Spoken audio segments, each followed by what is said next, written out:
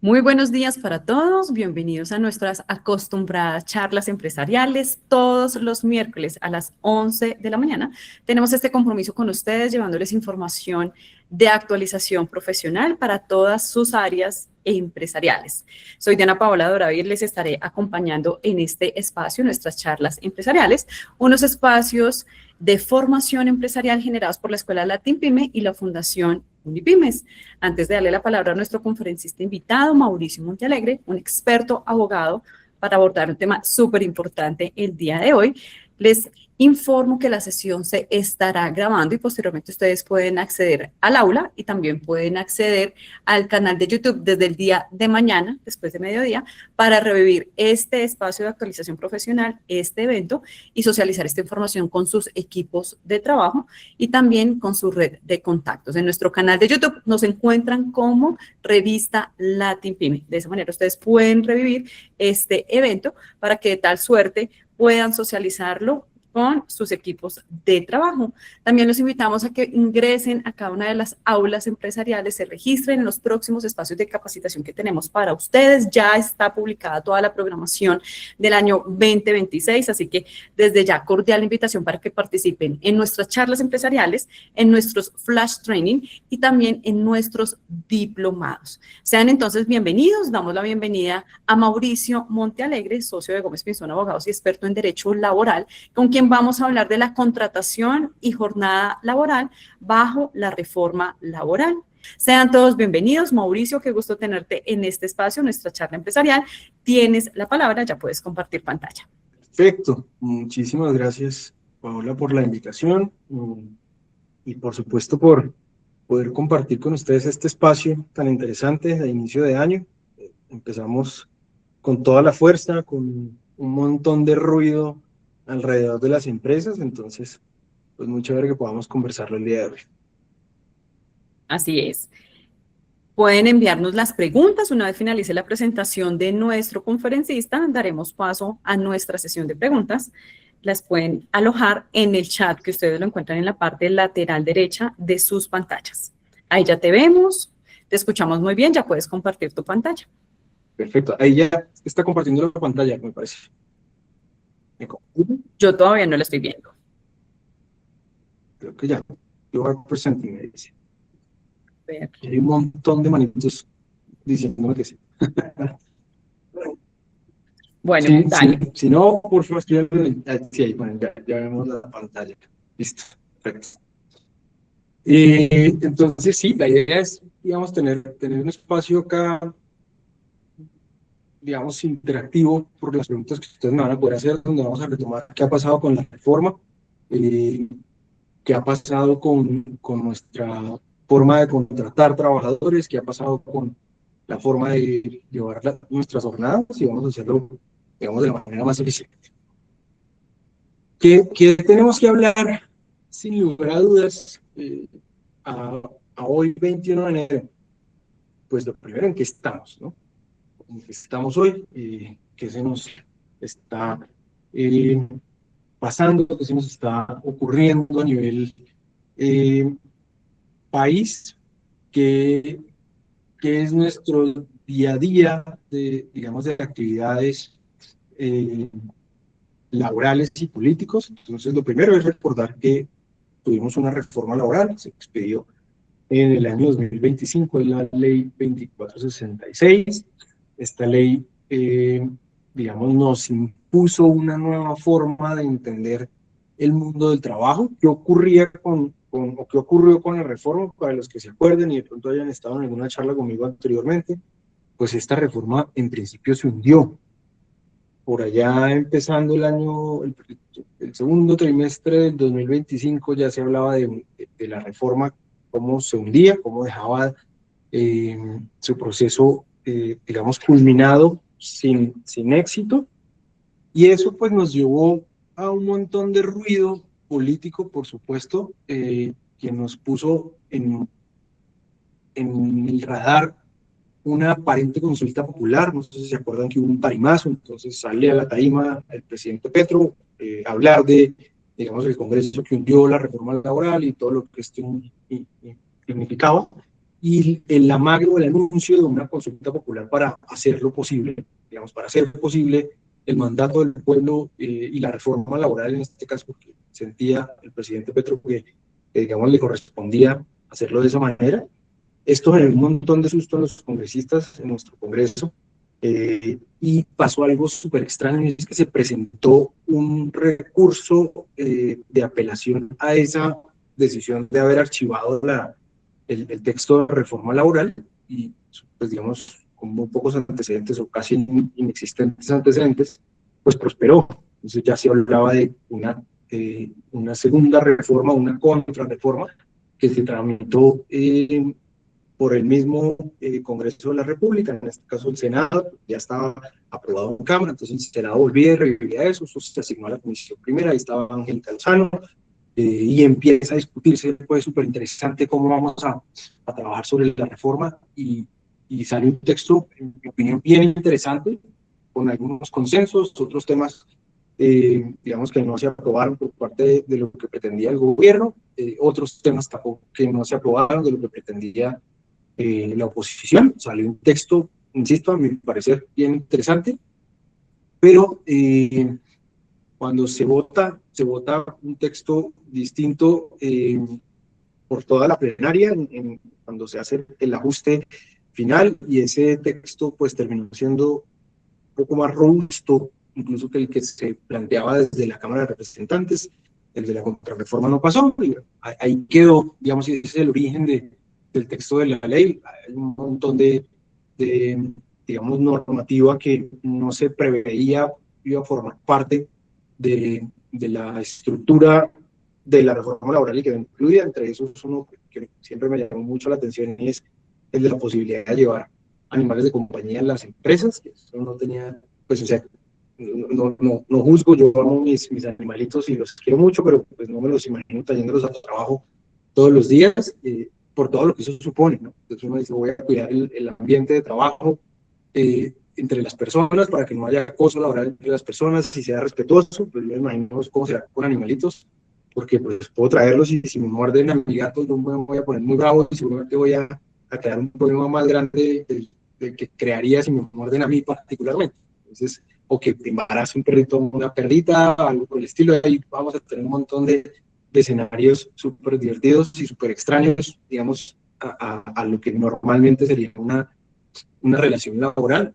Eso es una muestra, pues, de que en ese texto que se aprobó, pues no había nada sistémico para estructurar un objetivo de renovar el Estatuto del Trabajo, sino simplemente pues aprobar una norma para poder decir que se cumplió con la tarea. ¿Cómo quedó la reforma? Digamos, yo creo que bien, ¿no? Yo no la veo tan gravosa, se pone más complicada cuando uno ya hace el análisis con todo lo que ha venido sumándose, pero bueno, ese es el escenario en el que estamos. A hoy se habla de una reforma tributaria o un decreto de emergencia económica, no se aprobó la reforma tributaria que pretendía el presidente, entonces sacó su decreto de emergencia económica para luego expedir unos decretos que pretenden buscar recursos que aparentemente se necesitan, digo aparentemente porque desconozco cómo es esa dinámica, pero que aparentemente se necesitan para el desarrollo del país en este año. Ese decreto está demandado, hoy salió el magistrado Ibáñez a pedir que se haga una suspensión provisional de ese decreto, los gobernadores andan revelados pues y manifestando su oposición, unos diciendo que no van a cumplir con el tema de los recaudos. Asimismo, entonces tenemos por ahí una reforma pensional todavía tambaleando, no se sabe qué va a ocurrir, hay un congreso que está analizándola. Parece que se inició el proceso en Cámara al momento de hacer la aprobación. Es una discusión de otro foro, pero también está ahí como en el aire qué pasa con la reforma pensional, qué pasa con la reforma tributaria. Parece la laboral la única que triunfó, porque la de salud tampoco prosperó. Hoy tenemos la discusión del salario mínimo, el aumento del 23%, 3.7% si tomamos el auxilio de transporte, muy fuerte para muchas empresas, sobre todo para las pequeñas y medianas empresas, para las microempresas, porque pues, es el mayor centro, digamos, de empleo formal que pueda existir en el país, y es a los que más duro les puede caer un aumento del salario mínimo tan fuerte. se presentan tutelas, se presentan recursos de nulidad, acciones de nulidad contra el decreto que lo expidió, y bueno, es toda una lucha política, jurídica en un año, digamos, donde se sigue hablando de la Asamblea Popular Constituyente, y tenemos elecciones presidenciales y unas elecciones para un nuevo Congreso en 2026. Entonces, todo eso pues es abrumador, ese es el panorama hoy en día, y sobre eso pues toca empezar a cumplir con nuestra reforma laboral en materia de contratación y de jornada, que es algo que vamos a hablar hoy, pero no quería dejarles de hacer este breve resumen mientras se terminaba de conectar la gente. Creo que hay casi 750 personas conectadas, me parece mucha la cantidad de gente que tenemos hoy. El 25 de junio se publicó la ley 2466, por la cual se modifica parcialmente las normas laborales y se adopta una reforma laboral para el trabajo decente y digno en Colombia. No sé si eso hace el trabajo decente y digno, perdón. No lo digo porque, digamos, no sea así, sino porque el exceso de normas adicionales, pues no es que lo dignifique. Yo creo que lo que eventualmente uno pueda concluir como dignificar el trabajo significaría más la formalidad del mismo. Ese es un dolor que tenemos como país, cómo logramos hacer más formal las relaciones laborales, cómo hacemos que la gente que no está bajo un contrato de trabajo se vincule a un contrato de trabajo y tenga todas sus garantías en materia de aportes al sistema de seguridad social, cubrimientos de salud, pensionales, riesgos laborales, sus prestaciones sociales, cesantías, primas. Creo que es el mayor dolor y ahí es donde puede derivarse la esencia. No hay mucho en la reforma laboral que nos lleve a ese escenario, al contrario, se robusteció un poco más y nuevamente con el salario mínimo pues todavía más complejo darle cumplimiento a todas estas normas. Con ese preámbulo, pues vamos a entrar en materia, vamos a hablar de la contratación bajo la reforma laboral para también tener un espacio de preguntas al final. Entonces, ¿qué ha cambiado cuando hablamos de la contratación bajo la reforma laboral? ¿Qué ha cambiado? Entonces, la primera pregunta que uno se puede plantear incluso desde la perspectiva de pequeñas empresas, ¿el contrato puede ser verbal? ¿Todavía puede ser verbal? La respuesta es sí, el contrato puede ser verbal. Todavía, digamos, está en el escenario legal tener un contrato verbal. ¿Lo recomendamos verbal? No, no hay una recomendación de ningún abogado que el contrato sea verbal. Esto es más una garantía para los trabajadores. Si no tengo un contrato escrito y estoy desarrollando una actividad de trabajo personalmente, bajo una subordinación, una continuada dependencia o subordinación, cuanto al modo, tiempo, lugar de servicios, y remunerada, que son los tres elementos que componen una relación laboral, se entiende que hay un contrato de trabajo con independencia de que lo hayamos firmado o no. Entonces eso sigue existiendo, eso no ha cambiado. Otra pregunta que se planteaba desde el inicio de las intenciones de modificar la reforma laboral es si todos los contratos deben ser indefinidos, y la respuesta es no. En un principio sí se pretendió así, se pretendió que todos los contratos fueran indefinidos, así tal cual se dijo, que todos los contratos fueran indefinidos, se prohíben los otros tipos de contratos. Eso generó un montón de ruido y preocupaciones, por eso fue el primer texto. Cuando se hablaba, me acuerdo, con el entonces viceministro de Trabajo, Edwin Palma, sobre este texto, él, de una forma medianamente jocosa y coloquial, decía: esto es como un pliego de peticiones, pues yo le planteo lo que yo quiero y con lo que me sueño, usted tiene que volverse a modificar, digamos, las posturas en la negociación para que lleguemos a un punto medio. Uno sabía, ok, tú no quieres que todos sean indefinidos, pero me lo vas a pedir de esa manera para que podamos negociar sobre esa base. ¿Cómo quedó? Pues quedaron vivos los indefinidos, quedaron vivos los términos fijos, y quedaron vivos los contratos por obra y labor. Es otra de las preguntas. ¿Qué ha pasado con los contratos por obra y labor? Pues siguen vivos. ¿Qué ha pasado con los términos fijos? También siguen vivos. Entonces vamos ya a entrar en materia con ese tipo de contrato. El contrato a término fijo sigue existiendo, como les decía.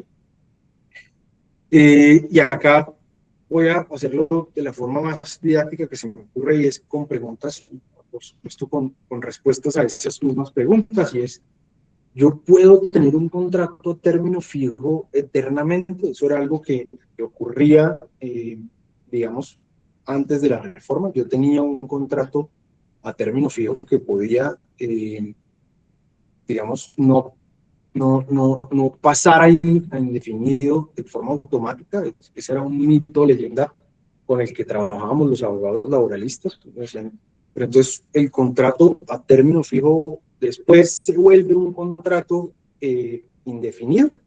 Y la respuesta era no, el contrato a término fijo sigue siendo a término fijo, salvo que las partes quieran modificarlo, seguía siendo fijo las veces que fuera necesario. Pues uno podría tener un contrato a término fijo prorrogado hasta por 20 años, y ese contrato en principio, y digo en principio, no iba a pasar a ser término indefinido. ¿Qué ocurría? Que ya se empezaban a plantear reclamaciones porque pues ahí sí había un escenario asimilable al abuso. O sea, yo no puedo tener una persona 20 años trabajando conmigo y 30 días antes del vencimiento de ese término fijo decirle, bueno, muchísimas gracias, hasta que llegamos, te lo agradezco estos últimos 20 años, pero tu contrato no se va a prorrogar. Y terminaba y en principio no le pagaba ninguna indemnización. Entonces eso, yo así lo entiendo, para mí es asimilable a un escenario de abuso. Yo no creo que eso genere un equilibrio entre las partes y daba una percepción de injusticia en el trabajador, lo que propiciaba en muchos casos demandas, diciendo, mire, la realidad entre las partes nunca fue un contrato término fijo, una necesidad indefinida. Tan era cierta esa necesidad que estuve 20 años con esta compañía. Me estoy inventando un caso de las hipotéticas, un caso hipotético de las reclamaciones que se planteaban con respecto a ese tipo de contrato, y la respuesta normalmente de un juez era probablemente sí, su contrato, cuando no se demuestran que las causas que dieron origen a su vinculación desaparezcan, pues sí pudiera ser un trato indefinido. Y hay unas discusiones, digamos, judiciales que nunca se resolvieron del todo, sobre si podía cambiarse el contrato a ser término indefinido o no. Esas eran discusiones que siempre estaban sobre la mesa. La respuesta, digamos, jurídicamente, pues se tenía que respaldar en la norma, y la norma lo permitía. Entonces, habían todavía elementos para defender esa postura. La norma entonces nos lo cambió, nos dice ahora ya no puedo tener un contrato a término fijo eternamente. Esto es lo nuevo, esto es lo que cambió con la reforma. Entonces, a esa pregunta la respuesta es no, ya no puedo tener un contrato a término fijo eternamente. El término máximo es de 4 años. 4 años es lo máximo que yo puedo tener un contrato a término fijo. ¿Por qué 4 años? No sé. Digamos, el término fijo de 4 años, poco se lo sacan del bolsillo los congresistas, pero dicen, sí, yo puedo tener más de 3 años un trabajador y no voy a tener problema, y hasta los 4, el quinto año me parece peligrosísimo. No sé cuál fue el análisis que de fondo se hizo para definir los 4 años, pero ese es el término. ¿Qué dice la norma? Tal cual, podrán celebrarse contratos de trabajo a término fijo por un término no mayor a 4 años. Pregunta que todo el mundo se hizo cuando se expidió la reforma: ¿desde cuándo se cuentan esos 4 años? Desde la expedición de la norma, desde el 25 de junio del 2025, voy a tener la posibilidad de hacer ese cambio, ese ajuste a los 4 años. Si llevaba otros 4 años, pues quiere decir que me gané, entre comillas, 4 años para poder hacer mis cambios. Tengo que replantear toda mi estructura administrativa para crearme alertas, porque vencidos esos 4 años, pues ese contrato se vuelve indefinido, ¿no?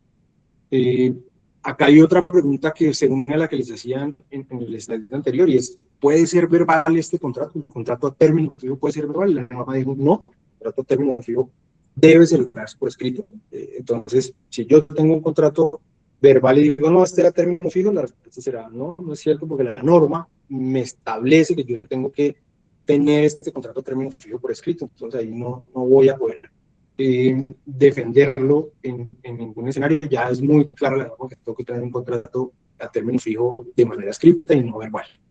Entonces, ¿qué ocurre si tengo un contrato a término fijo que no cumple con los requisitos? Acá todavía se parece mucho a lo que teníamos anteriormente de la reforma laboral, y es que pues se entiende a término indefinido.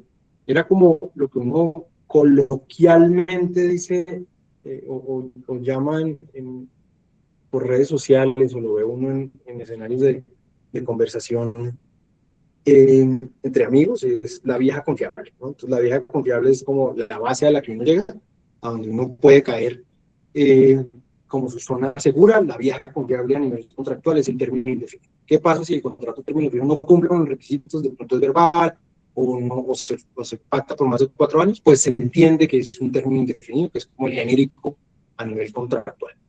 Se entenderá celebrado desde el inicio de la relación laboral, no desde que se genere ese cambio. Entonces ahí, digamos, está esa perspectiva. Si yo superé los 4 años máximo que me dio la norma de un término fijo, pues el contrato no tiene ya término indefinido. ¿Y desde cuándo será indefinido? Desde que se inició la relación laboral.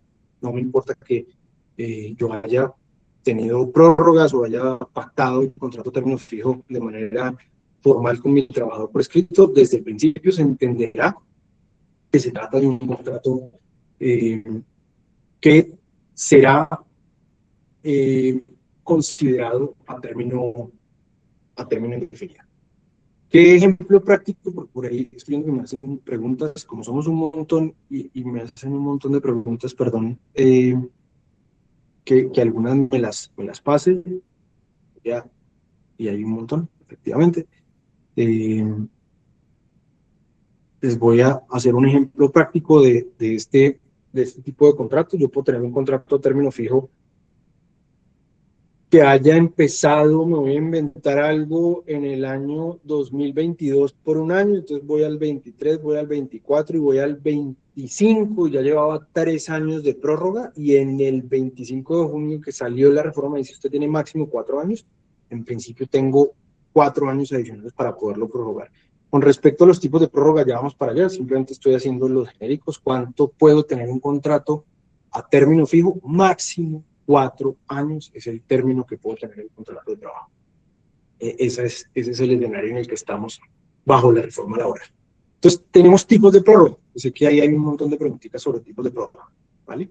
Entonces, tenemos una prórroga que se llama prórroga pactada. Esto les anticipo es lo que yo recomiendo que tengamos estructurada, una prórroga pactada. Sí, sobre eso deberíamos trabajar. Busquen, intenten, procuren por todos sus medios administrativos y de control tener un contrato a prórroga pactada, no prórroga automática, y ya les voy a explicar por qué. Pues cuando el contrato de trabajo se celebra por un término inferior a un año, estaban planteando, me dice la norma que mediante acuerdo escrito yo puedo prorrogar el número de veces que estime conveniente. Eso es lo más importante. El número de veces que yo estime conveniente puedo hacer las prórrogas. Y lo puedo hacer por el término que yo considere. Antes había una regla que me decía que los contratos a término fijo inferiores a un año solamente podía prorrogarlos por un término igual o superior al inicialmente pactado, o inferior al inicialmente pactado, perdón, no superior.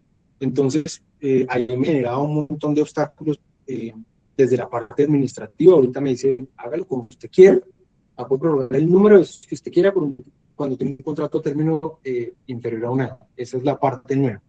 Y me dicen la prórroga pactada que desde la cuarta prórroga, pues pensemos que hay un primer periodo contractual y luego tengo las 4 prórrogas, tengo 5 periodos. Periodo contractual, el término inicial, y luego tengo prórroga 1, prórroga 2, prórroga 3 y prórroga 4. Me dice, desde la cuarta prórroga el contrato no podrá renovarse por un periodo inferior a un año. Entonces, es la quinta prórroga la que voy a tener que ser de nuevo. Así quedó establecido en la norma, así quedó redactado. Yo creo que ahí se pudieron haber confundido un poquito, pero así quedó, y de hecho no hay lugar a dudas. Me dice, desde la cuarta, después de la cuarta prórroga, o sea, después de la cuarta prórroga viene la quinta, entonces la cuarta prórroga la puedo tener controlada por el término que yo considere en prórrogas pactadas, y después de esa, digamos, quinta prórroga ya voy a tenerlo a un año. ¿Qué significa la quinta prórroga? Tengo un periodo inicial, prórroga 1, prórroga 2, prórroga 3 y prórroga 4. La quinta prórroga es el sexto periodo. Vean en cámara, estoy haciendo los 6 con la mano.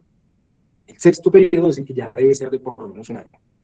Nunca olviden que el primer periodo contractual es una prórroga y luego empiezo a contar las prórrogas. ¿Listo? Entonces, ¿qué debo tener ahí como limitante? Pues que en ningún escenario, me dice la norma, me puedo pasar de los 4 años. ¿No?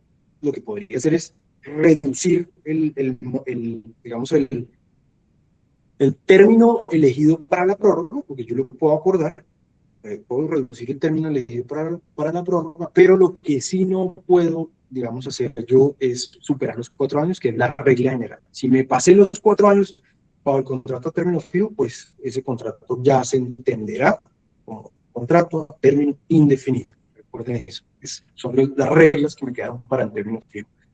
Este es el tipo de prórroga que yo recomiendo, la prórroga pactada. ¿Qué significa que sea pactada? Pues que yo la acuerdo con mi trabajador. Muchas empresas ya tenían esa práctica. Y la prórroga pactada pues no es nada distinto que un otro sí al contrato de trabajo, o digamos, puede ser incluso una comunicación a través de correos electrónicos o comunicaciones entre las partes. Recomendación del abogado siempre va a ser un otro sí. Yo creo que muchas empresas, insisto, ya lo tenían establecido, así por ley se estableciera o se definiera cómo son las prórrogas. Lo que hacemos los abogados es, en muchos casos, para darle formalidad a esa renovación del contrato, era acudir a un otro sí, sin ser obligatorio. Ahora, para efectos de tener los beneficios de la pactada, pues yo me debo acudir al otro sí, poder decir, ok, la prórroga pactada es porque, valga su redundancia, estoy acordándolo con mi trabajador. ¿Qué ocurre? Me hacen la pregunta por ahí que la vi, si pasan los 4 años, pues si pasan los 4 años el contrato se entiende a término indefinido. ¿Qué pasa si todavía se están haciendo las prórrogas por un año a partir de la cuarta prórroga? No pasa absolutamente nada siempre que no supere los 4 años de término de duración. Entonces hay que ver, digamos, a nivel numérico cuántas prórrogas puedo tener.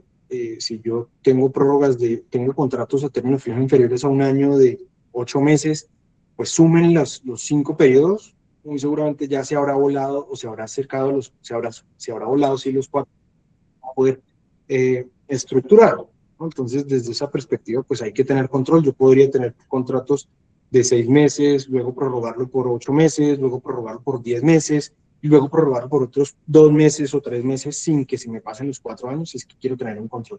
Siempre que yo tenga un otro sí generando, digamos, esos acuerdos, no va a haber ningún inconveniente.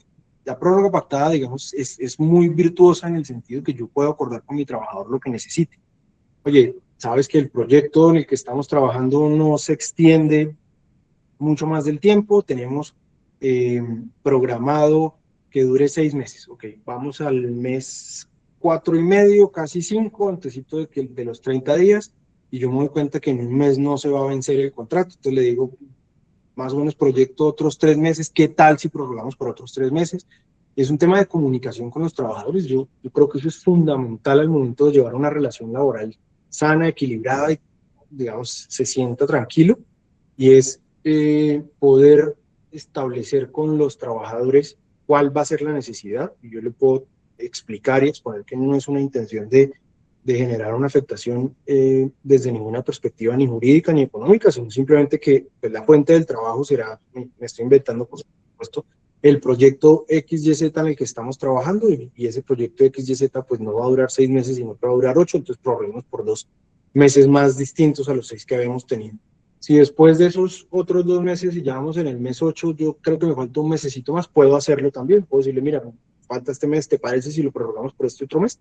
Así, digamos, sucesivamente, sin volarse estas reglas que les acabo de explicar bajo la prórroga pactada. Pero esa es, digamos, la forma más sana de uno llevar una renovación con los contratos de trabajo.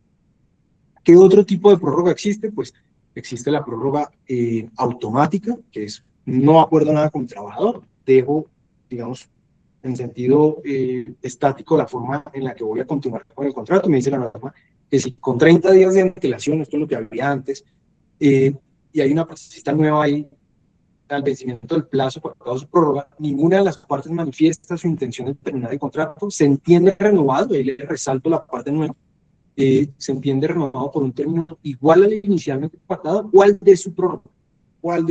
Porque antes decía al inicialmente pactado. Entonces, como puedo tener prórrogas que están por debajo de lo anteriormente pactado o por encima de lo anteriormente pactado, de lo inicialmente pactado, pues ahí yo voy a poder tener margen de maniobra para decir lo que se entiende renovado automáticamente es al de la última término inicialmente pactado o al de la prórroga anterior, ¿no? Entonces, eso es algo nuevo para poder, digamos, establecer sobre qué se entiende renovado automáticamente un contrato.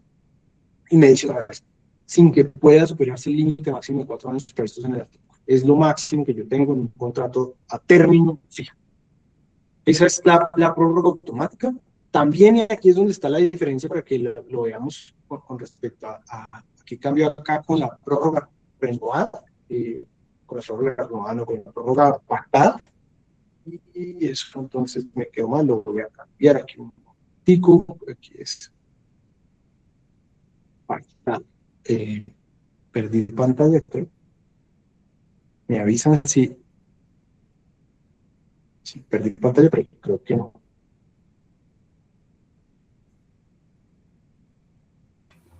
No Ya, un estamos viendo la segundo, presentación. que sí, que se me... Listo, ya en un segundito va a aparecer.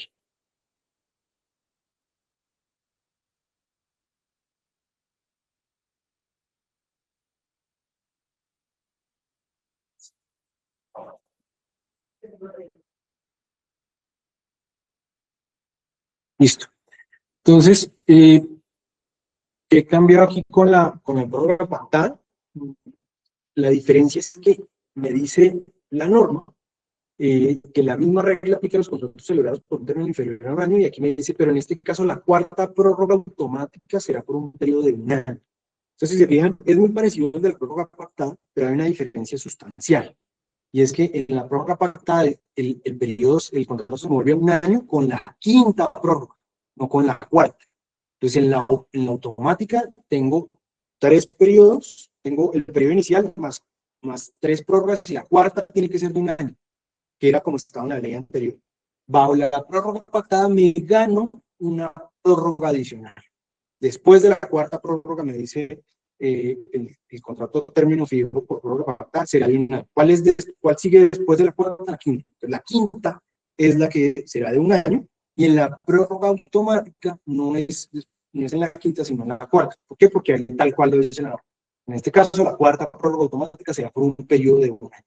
Entonces, ¿qué me gano, comillas, haciendo prórrogas pactadas y no prórrogas automáticas? Que en los contratos a término fijo inferiores a un año, yo tengo 4 prórrogas, y la quinta la debo ser de un año. En el automático tengo 3 prórrogas, y la cuarta debe ser de un año. Esa es básicamente la diferencia que ocurre con los tipos de prórroga, y sobre las cuales vamos a tener, digamos, una estructura de contrato. Ese es el contrato de término fijo, sigue existiendo, sigue siendo un contrato útil, tiene una duración máxima de 4 años.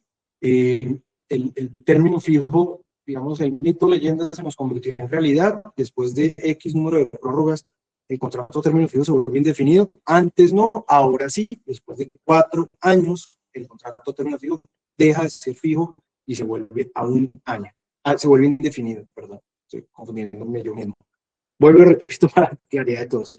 El contrato a término fijo antes podía prorrogarse de manera indefinida, actualmente puede prorrogarse las veces que sea necesario, pero después del cuarto año se vuelve indefinido. Esa es la realidad en la que estamos establecidos. ¿Dónde se puede indicar el tipo de prórroga? Es en el acuerdo que tengo con mis trabajadores. Yo hago un otro digo, partes, nos sentamos y acordamos pactar la prórroga de la siguiente manera: 2 puntos. Vamos a renovar el contrato por tanto tiempo. Vamos a cambiar el contrato por tanto tiempo. Es, digamos, el escenario en el que puedo tomar decisiones con mis trabajadores y generar, digamos, un control sobre la duración del contrato. Tuvimos acá un pequeño problema porque tenemos un montón de gente, entonces estoy viendo cómo lo soluciono con Paola para darle permiso como coorganizadora. Segundo acá, veo si lo puedo hacer, Paola, perdón.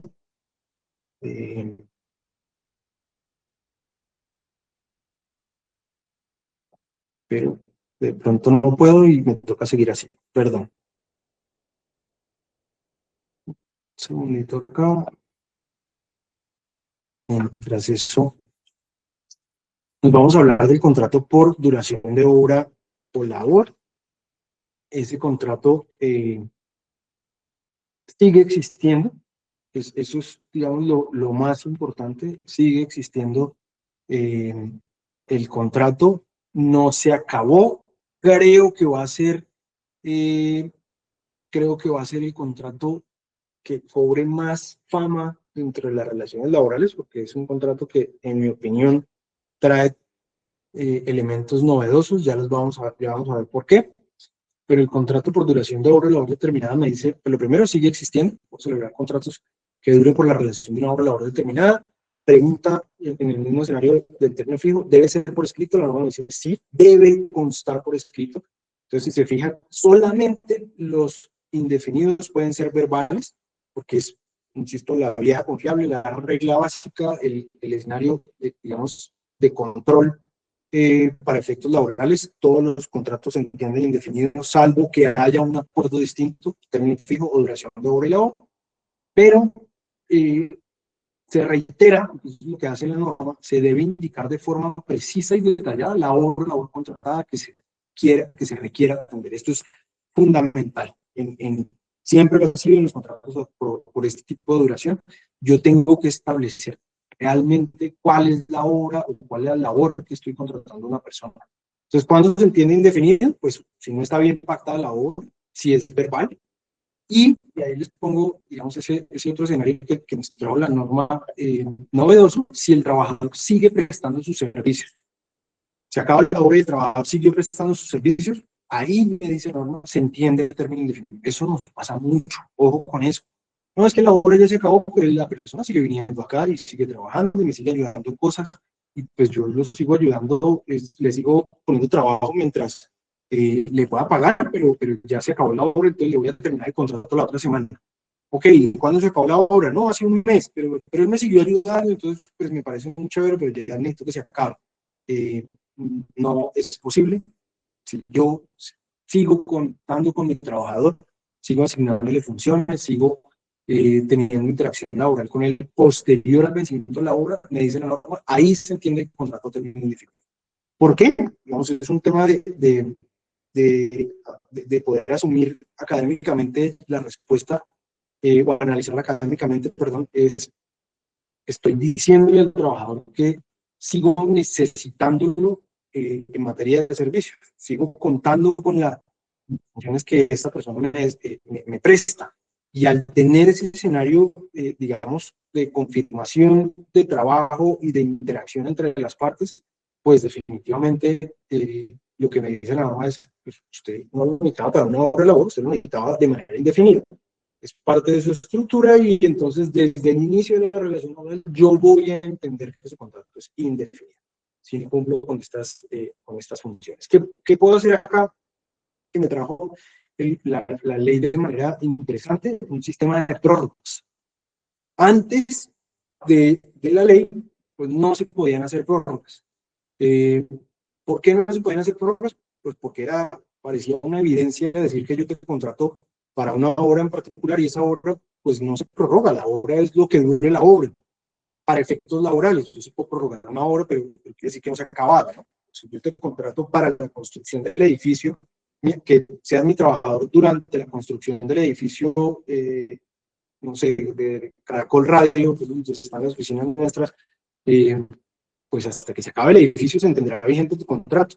Que es que la obra estaba programada para que durara 6 meses y se prorrogó por otros 6 meses más. Eso como trabajador para mí es indiferente, ¿no? Mi obra es el edificio Caracol Radio, duró 1 año, duró 2 años, no es problema mío. Ese es lo que dura el contrato de trabajo.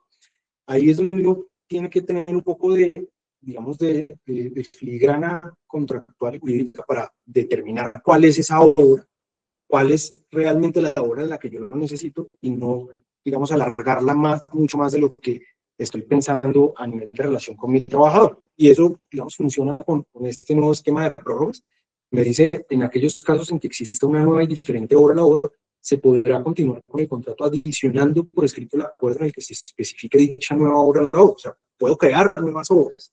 Eso ya, digamos, yo viable, terminando el contrato y creando uno nuevo que está ahí dentro del mismo escenario. Luego dice, también se podrá liquidar el contrato anterior e iniciar un nuevo, incluyendo de forma clara y precisa la nueva hora de labor. Y eso era lo que pasaba, se terminaba el contrato, uno lo liquidaba, tenía que presentar la novedad ante la pila, hacer el pago de la liquidación de todo su contrato y luego celebrar un nuevo por obra y labor. Ahora lo que me dice la norma es fresco, haga un otro sí, usted adiciona una nueva obra. Usted no tiene que presentar ningún tipo de novedades, es un mismo contrato. Usted lo que va haciendo es a través de otro sí es crea adicionando nuevas obras. El contrato es uno solo, pero la duración va cambiando con base en esa nueva obra y usted la va adicionando. Eso es viable. Ahí hay un riesgo que es inherente al contrato, a este tipo de contratos, y es si yo no defino, detallo la obra en forma correcta, pues mi contrato se va a entender indefinido. Entonces puedo tener una persona 10 años conmigo y en los, no sé, no voy a inventar, 9 años y medio, tener bien acordaditas las obras, bien juicioso con las obras y labores detalladas, y el último trocito en el que adiciona la obra lo hago mal. Se entiende el contrato a término indefinido y desde el inicio de la relación, es decir, hace 10 años los llevo indefinido. ¿Por qué? Porque esa última adición de obra y labor tal vez la hice mal. Ejemplo práctico de esto. Pues yo voy a contratar a una persona para la construcción del edificio de Caracol Radio, aquí en la 67 con séptimo, y entonces voy a ser, digamos, inteligente, pilo contractual y digo, vamos a contratar a esta persona para la obra que es el primer piso del edificio de Caracol Radio. Pues se acaba el primer piso, se acabó el contrato, pero hagamos un otro sí porque lo necesito para el segundo piso. Vamos para el segundo piso. Está bien, segundo piso, tercer piso, digo listo, necesito este tercer piso zona norte o ventanas del tercer piso y ahí voy controlando. Digamos que lo fui desarrollando de esa manera y llegué al piso 12 y en el piso 12, por un error administrativo, no establezco que es simplemente para el piso 12, sino lo que dure la construcción del edificio de Caracol Radio. Y el edificio de Caracol Radio se va alargando en el tiempo, yo lo voy a terminar y digamos, pues no termino de saber cuándo se acaba el edificio de Caracol Radio y adiciono una nueva obra y digo, para la construcción, para que el escenario sea todavía más grave. Y pongo para la construcción, y ya. Y de pronto, por un hierro administrativo interno, pues no escribí del piso 12 del edificio de Caracol Radio, sino que se me quedó para la construcción. Cuando yo vaya a terminar ese contrato, el trabajador me puede decir, para la construcción no es una obra y labor. Eso quiere decir que mi contrato es indefinido desde que empezamos. Hace 3 años que empezamos a hacer el primer piso, desde ahí se entiende el contrato indefinido. Entonces, no va a estar, digamos, bien pactado y me va a generar un riesgo tremendo. Si yo logro tener ese control administrativo, esos procesos son una maravilla, porque no tengo que presentar novedades de terminación, novedades de cambio de pila, no tengo que hacer nada de esto, simplemente voy llevando otros ideas que me generan una solución siempre. Entonces, ese es el mundo de los obra y labor. En teletrabajo voy a ir muy rápido porque ya nos falta poquito tiempo para acabar nuestra charla. Se modificó el concepto de teletrabajo suplementario a híbrido. Aquí, ¿por qué se hizo eso? No lo sé. Yo creo que es porque todo el mundo hablaba de teletrabajo híbrido. Entonces, teletrabajo híbrido, pues quedó. El legislador dijo, todo el mundo lo llama híbrido, entonces dejemos de llamarlo suplementario, llamémoslo híbrido. Y así quedó. Ese cambio lo pruebo, porque para el lenguaje normal era el híbrido. ¿Por qué? Porque hubo unos días a la oficina y otros días trabajo desde casa. Se creó el trabajo transnacional, que es cuando yo mando un trabajador al extranjero y puedo cobijarlo a mis normas. ¿Qué tengo que tener claro ahí? La obligación de contar con la situación migratoria regular, tengo que tenerla solucionada y de tener un seguro que cubra al menos las prestaciones en salud. Acuérdense que yo como empleador soy responsable de mis trabajadores en todas las contingencias que se derivan de la seguridad social. Invalidez, vejez, pensión, enfermedad, muerte, todos esos escenarios de seguridad social, que es el EGEM, que es la enfermedad general, maternidad, y el IBM, que es invalidez, vejez y muerte, que son las contingencias que nos cuida la seguridad social.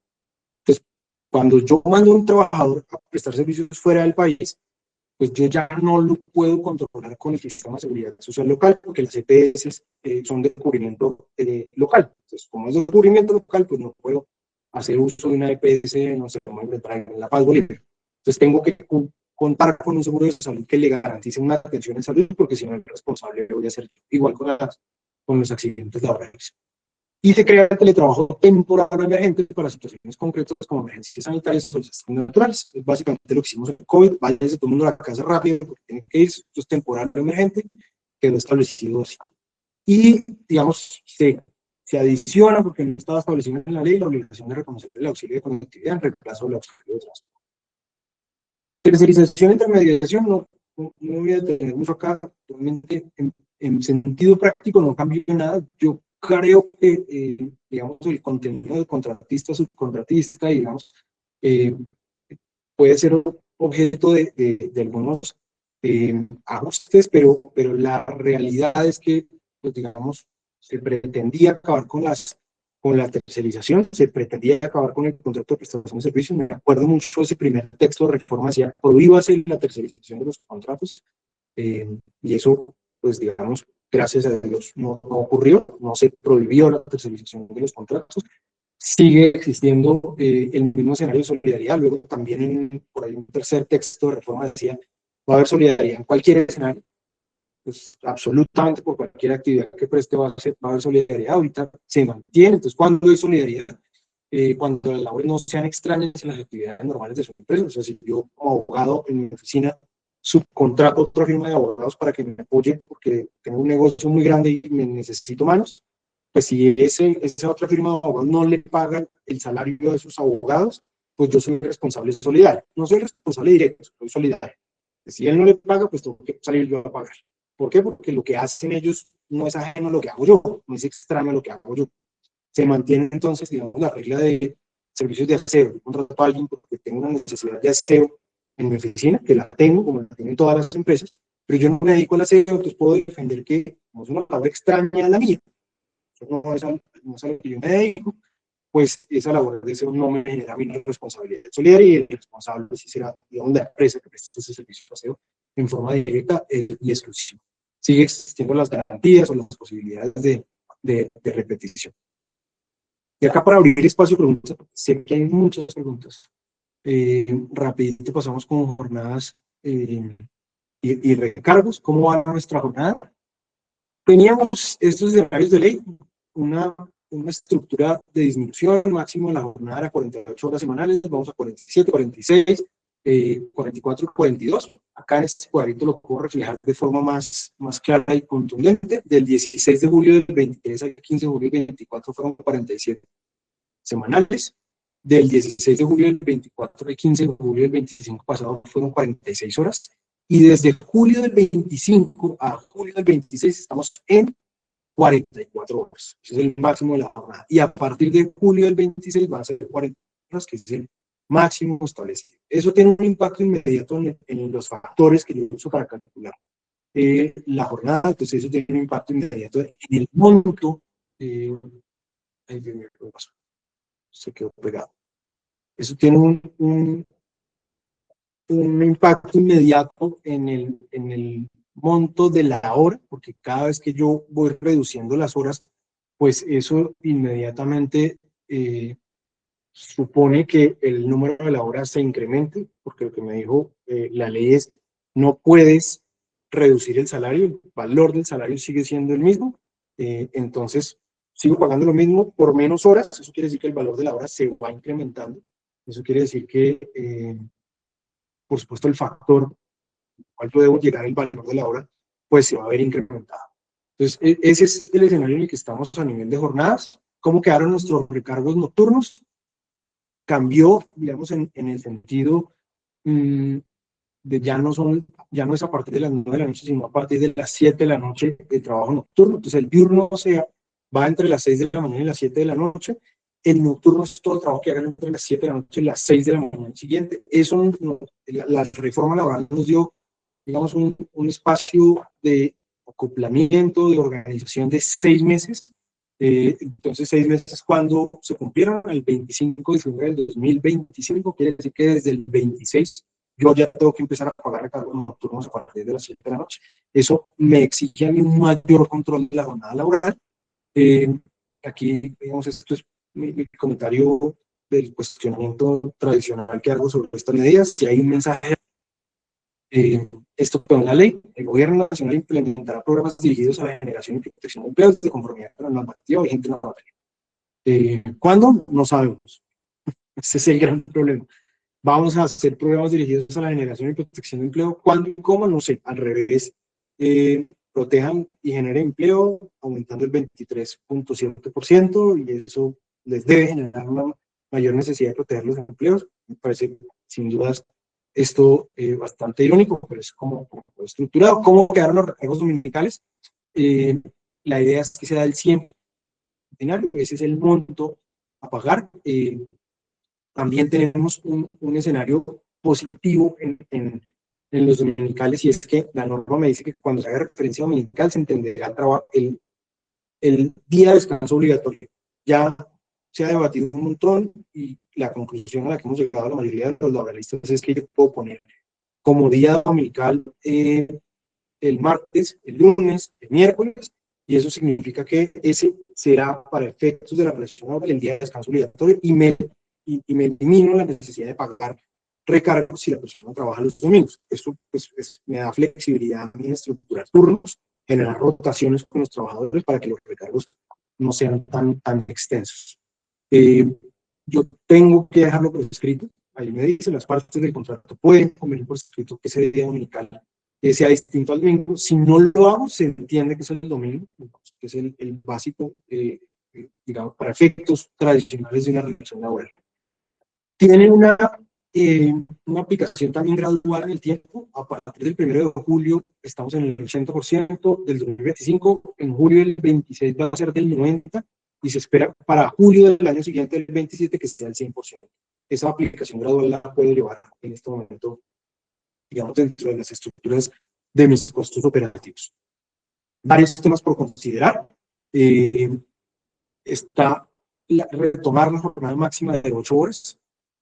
La ley 2021 me decía que yo tenía un máximo de una jornada semanal y se olvidó del máximo de la jornada diaria. Entonces mucha gente se volaba un montón los límites diarios. La reforma laboral dijo no, hagámoslo bien, y eso significa que mantengamos el máximo de la jornada diaria en 8 horas.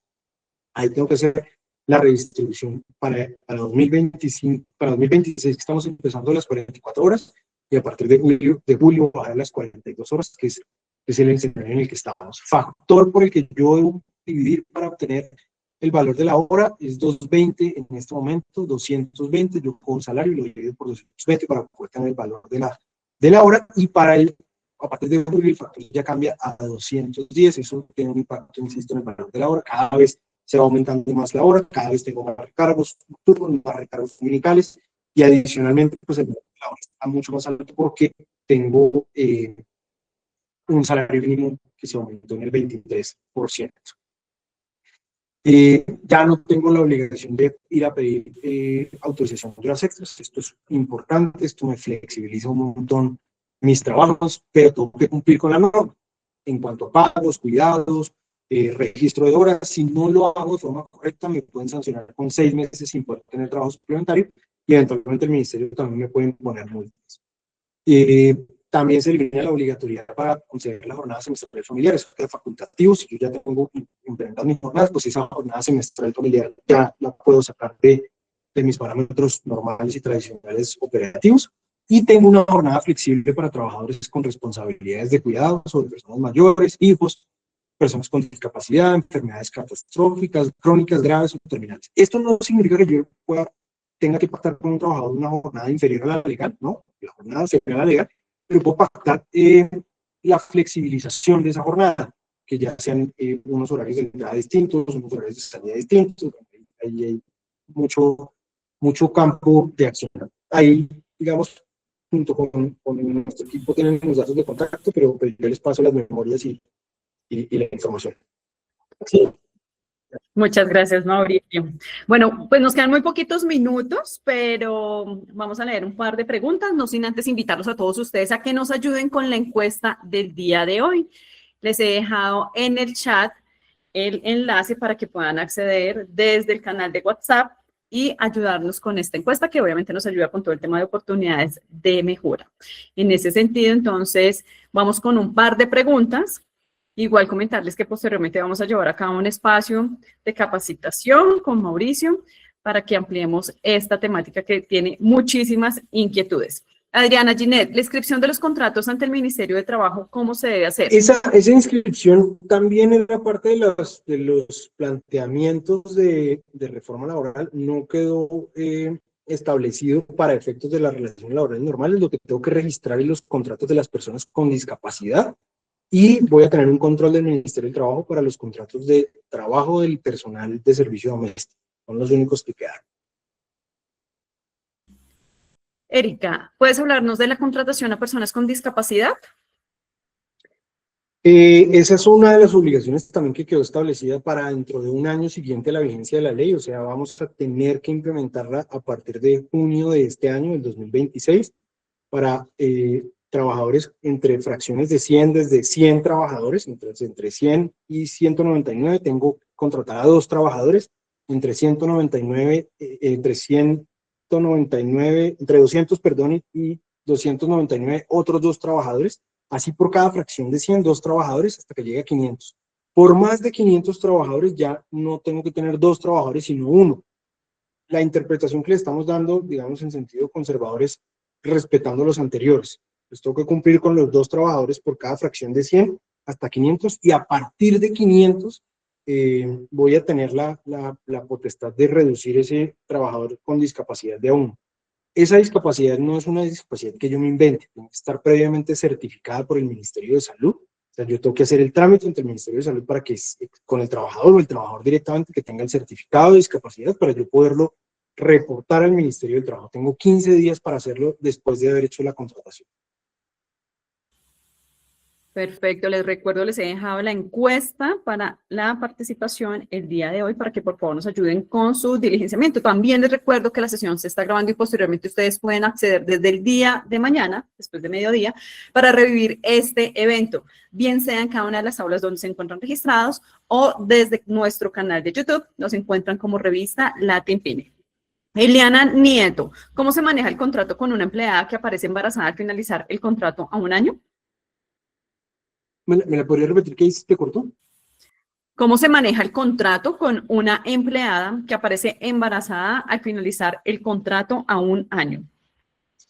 Es una pregunta que no tiene respuesta, lo siento mucho, porque la situación de una persona en estado de embarazo pues genera un fuero de protección.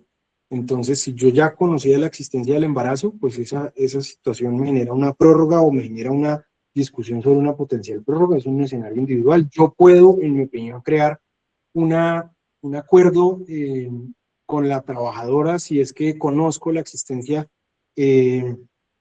previa de su situación de embarazo para, digamos, no generar una prórroga automática. Si yo lo tengo por un año, pues entendería que yo ya cumplí con mi obligación de hacer aportes al sistema de seguridad social y lo que puedo crear es una garantía adicional durante el periodo de lactancia.